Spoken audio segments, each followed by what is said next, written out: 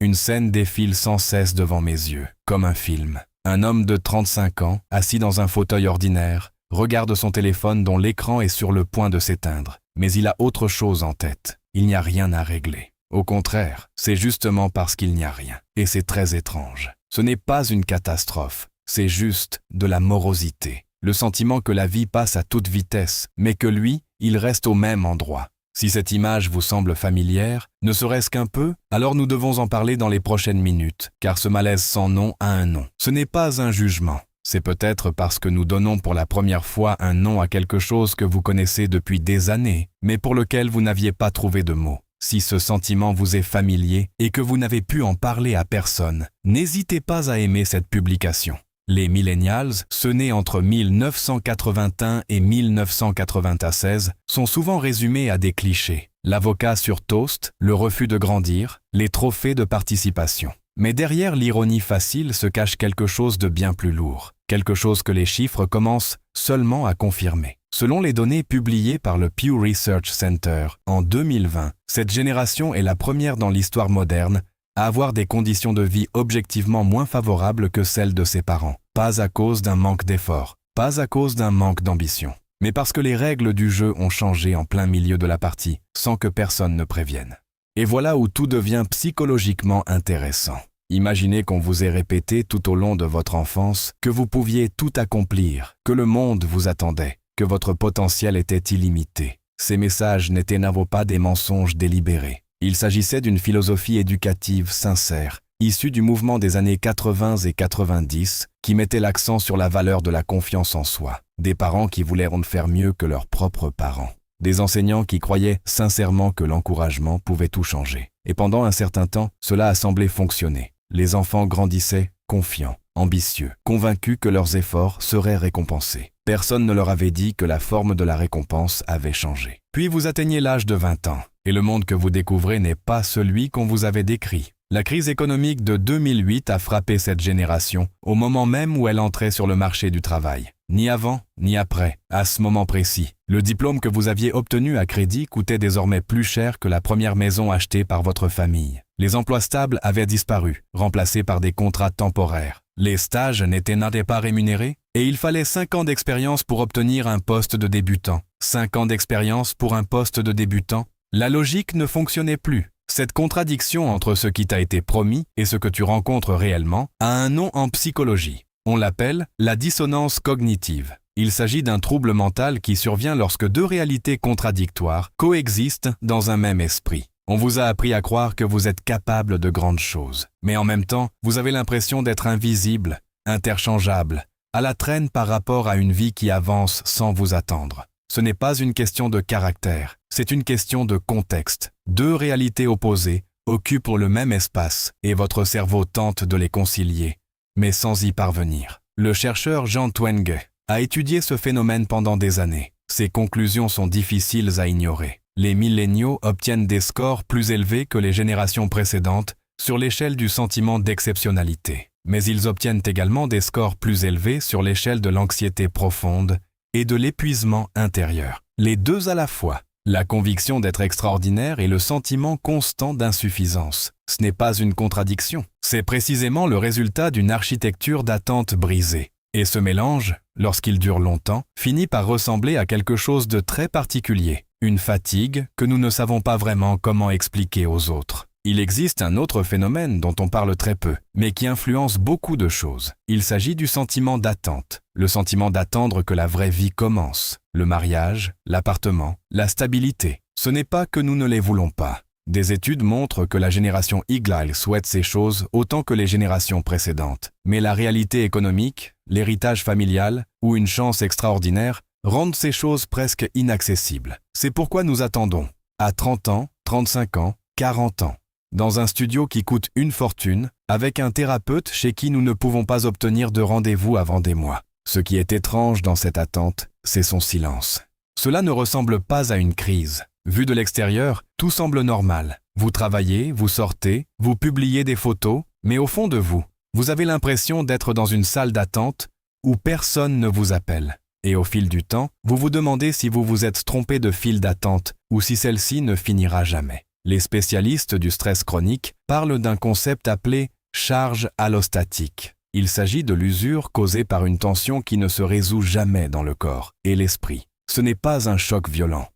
C'est juste une pression légère, constante, et qui ne s'arrête jamais vraiment. C'est comme si votre système nerveux était resté en mode veille, attendant quelque chose qui n'arrive jamais. Vous n'êtes pas fatigué parce que vous avez vécu quelque chose d'horrible. Vous êtes fatigué parce que vous êtes constamment sur le qui-vive depuis trop longtemps. Et cette fatigue est particulièrement difficile à expliquer, car elle n'est pas liée à un événement particulier. Elle est là, en arrière-plan, comme un bruit que l'on n'entend plus, mais qui continue de nous épuiser. Et au milieu de tout cela, les réseaux sociaux ont fait leur apparition. La génération Dialax n'est pas née avec les réseaux sociaux. Elle les a découverts à l'âge adulte, alors qu'elle était en pleine construction identitaire. Facebook a vu le jour en 2004, Instagram en 2010. Ce n'est pas anodin. Cela signifie qu'ils ont appris à devenir adultes tout en apprenant à mettre leur vie en scène pour un public. Le chercheur Tim Kasser a montré que lorsque les gens fondent leurs valeurs personnelles sur l'approbation extérieure, ce que ces plateformes nous incitent à faire, leur bien-être intérieur en pâtit considérablement. Vous comparez votre vie réelle à des versions soigneusement sélectionnées de la vie des autres. Et cette comparaison crée un sentiment de honte silencieuse, difficile à localiser et impossible à éliminer. Ce qui rend ce mécanisme particulièrement insidieux, c'est qu'il fonctionne même si nous en sommes conscients. Vous connaissez ce mécanisme. Vous savez que les photos sont filtrées, que les moments difficiles ne sont pas publiés, que personne ne montre sa vie telle qu'elle est. Pourtant, quelque chose en vous continue de comparer. Parce que le cerveau ne peut pas toujours faire la différence entre ce qu'il voit et la réalité. Il réagit à l'image. Et l'image dit toujours que les autres sont mieux lotis que vous. Les milléniaux sont souvent critiqués parce qu'ils changent fréquemment d'emploi et ne font pas preuve de loyauté envers les entreprises. Mais cette critique néglige un élément important. Au cours des dernières décennies, les entreprises ont profondément modifié les relations de travail. Les retraites ont disparu. Les contrats à durée indéterminée sont devenus l'exception. Les licenciements collectifs sont devenus une stratégie de gestion courante. Ce n'est pas cette génération qui a inventé l'instabilité. Elle s'est simplement adaptée à l'environnement qui l'a précédée. Vu de l'intérieur, ce que l'on qualifie de manque de loyauté ou d'opportunisme est souvent la prise de conscience des schémas. Lorsque vous comprenez qu'aucune institution ne peut vraiment vous protéger, vous apprenez à agir différemment. Il ne s'agit pas d'un cynisme inutile, mais d'une intelligence adaptative. Ce cynisme a quelque chose d'intéressant. La génération Y n'est pas devenue indifférente. Elle continue de croire que tout doit être juste. Elle a simplement cessé de croire que cela le serait. C'est un détail important. Ce n'est pas une résignation. C'est une sorte de lucidité douloureuse, celle de quelqu'un qui a vu tant de promesses se briser au dernier moment, qui ne peut plus croire naïvement, mais qui ne peut s'empêcher d'espérer que cette fois-ci, ce sera peut-être différent. Et il y a quelque chose d'encore plus important. La génération Y est celle qui a vu de ses propres yeux la dégradation de l'environnement, l'instabilité politique, les crises qui se succèdent sans interruption.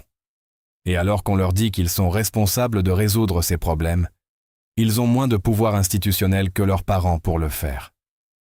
C'est un sentiment d'impuissance face au monde, aujourd'hui bien documenté. Ce n'est pas de la fragilité.